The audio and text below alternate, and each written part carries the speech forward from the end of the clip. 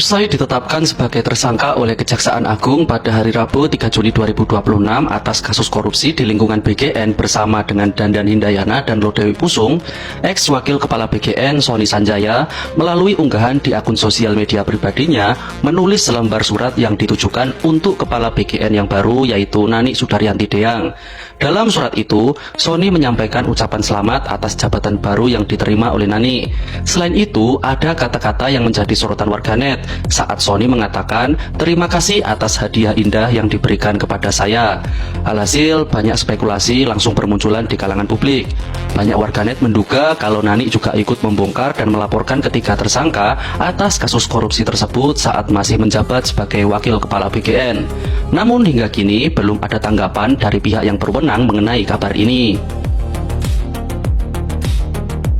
MBG terancam tamat. Nah, kalau kalian tuh setuju apa nggak setuju kira-kira dengan ini kejadian ini nih? Kalau aku sih setuju ya, soalnya aku tuh capek banget ya setiap hari harus bawa bekal kosong, kotak bekal itu untuk membawa pulang sisa makanan yang nggak habis, dan anakku itu selalu nggak habis dan aku capek ya karena di rumah juga pun nggak ada yang makan, dan itu maaf ya bukannya sombong tapi itu selalu kebuang. Kalau teman-teman gimana? Kira-kira setuju apa nggak dengan yang seperti ini?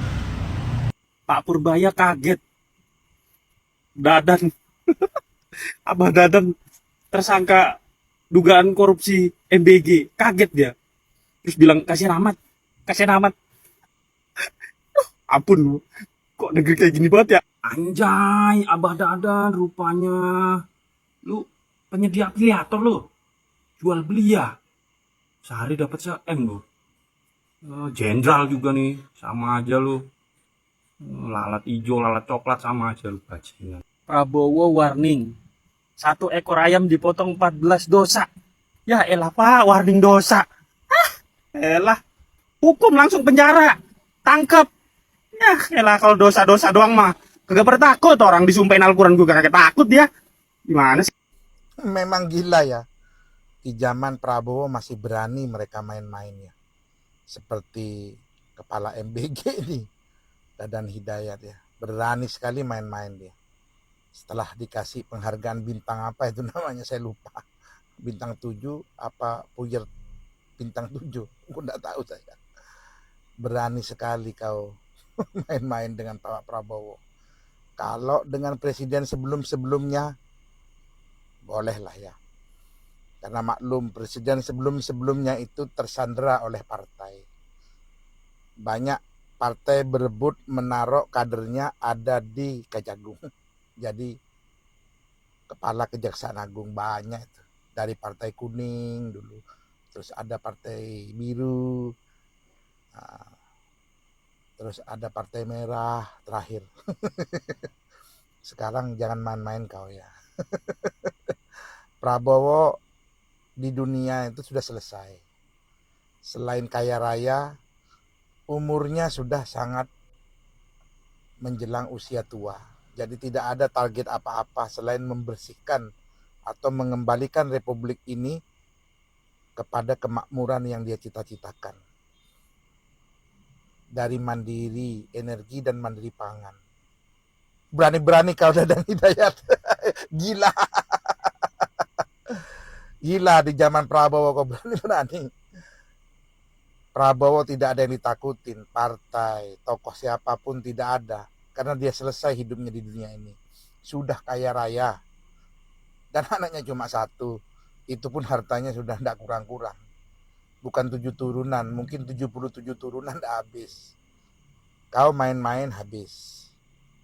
Kalau dulu boleh ya. Boleh, presiden dulu-dulu tersandera oleh partai-partai. Mau nindak, ada partai merah yang melindungi. Mau tindak ada partai kuning, mau nindak lagi ada ya partai biru. Sekarang enggak gubris ya. Begitu juga pembantu Prabowo yang lain, menteri-menteri. Kau main-main. Kebum. Habis kamu dikebum-kebum. Sekarang bagaimana malunya?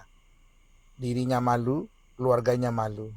Bahkan saya yang bukan saudaranya malu. Tetap semangat, tetap dukung Pak Prabowo. Kalau perlu 2 periode, kalau perlu rombak itu. TAP MPR itu bisa 3 periode, kalau 7 periode. Karena ini luar biasa ini. Baru sekarang presiden yang berani. Kebum. Selamat beraktivitas.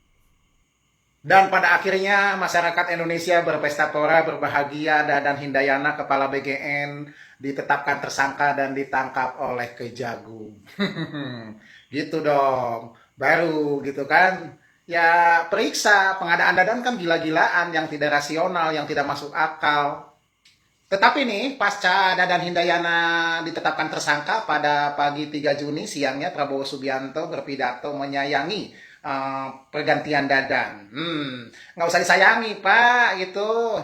Masa maling disayangi? Sudah jelas-jelas kan ada terindikasi korupsi, kata Kejagung juga 1 triliun di dalam pengadaan motor. Udah sikat aja, babat aja. Lawang rampok-rampok duit rakyat. Kita dihebohkan dengan penangkapan mantan ketua BGN. Pertanyaannya, apakah pemerintah ataupun kejaksaan dalam hal ini dahulunya tidak mengetahui ataukah ingin mengetahui lebih dalam lagi? Kenapa tidak melakukan pencegahan dulu sebelum ada tindakan? Karena kalau hari ini dilakukan penindakan tentunya sudah banyak kerugian yang terjadi di masyarakat, khususnya mereka yang menerima manfaat MBG. Apakah publik setelah ini akan menilai kinerja BGN lebih baik lagi? Semuanya tergantung kepada pengurus baru yang telah disahkan oleh Bapak Presiden kita. Selamat bertugas tentunya ya. Sudah ada kabar dan informasi bahwa MBG akan diekspor ke mancanegara dan negara tujuan pertama yang sedang diupayakan diantaranya Saudi Arabia. Yang pertama kali adalah kira-kira seperti apa anggarannya? Apakah masih 10.000? Kalau masih 10.000 sudah dipastikan seperti apa menu yang akan diterima oleh siswa-siswi kita yang ada di Saudi Arabia. Kalaupun misalkan angkanya lebih dari 10.000, maka apakah ini tidak membebani APBN kita juga? Sebuah mahakarya ironi tengah dipertontonkan di panggung politik nasional. Sang mantan kepala BGN Dadan Hindayana yang sejatinya berlatar belakang pakar ilmu serangga ternyata lebih piawai bermanuver mengisap nilai anggaran negara ketimbang sekadar membasmi hama. Alih-alih meramu gizi yang presisi untuk anak bangsa, ia dan koleganya justru diduga asyik memperkaya yayasan yang terafiliasi melalui proyek berjumlah fantastis. Pencopotannya oleh Presiden Prabowo Subianto seolah menjadi kalkulasi politik yang brilian, membuang yang busuk untuk menyelamatkan citra sang nahoda dari bau anyir skandal. Gerak cepat istana seolah ingin menyuarakan pesan moral kepada rakyat, kami membersihkan piring kotornya, bukan makanannya. Namun, yang paling menggelitik nalar adalah riwayat spiritualnya. Sebelum skandal ini terkuak, sang pejabat sempat mengadu dan melangitkan doa khusyuk di tanah suci. Entah doa apa yang dipanjatkan di depan Ka'bah kala itu, apakah ia hilaf memohon perlindungan untuk mengamankan jatah proyek, atau murni meminta ampunan atas kelakuan yang melampaui batas? Satu hal yang pasti, hukum alam dan hukum positif rupanya bekerja lebih cepat ketimbang restu spiritual. Doa boleh saja dilangitkan di sepertiga malam di Arab Saudi, tetapi jika diiringi dengan praktik manipulasi pengadaan, tiket menuju jeruji besi takkan bisa tertolak. Sungguh sebuah perpaduan yang nyeleneh. Berdoa layaknya kaum sufi, namun bermanuver layaknya mafia berdasi. Yang blunder dan yang dikhawatirkan netizen hari ini benar-benar terjadi. MBG memang tujuannya makan bergizi gratis, tapi maling berkedok gizi nyata adanya. Bisa dilihat sendiri, ini pentolannya, ini bahkan kepalanya. Apakah tubuhnya di bawah-bawahnya itu sama seperti itu? Nah, ini yang perlu Presiden sidak dan harus benar-benar bersikap supaya tujuan daripada makan bergizi gratis ini nyata benar-benar adanya. Ini baru permulaan. Silakan Pak Presiden, silakan dibersihkan semua. Yayasan, mitra, pemasok, itu semua perlu dilakukan pembersihan.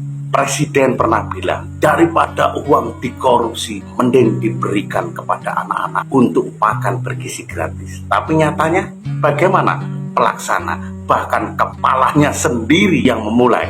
Dan yang di bawahnya seperti apa? Netizen hari ini terbukti sikat habis.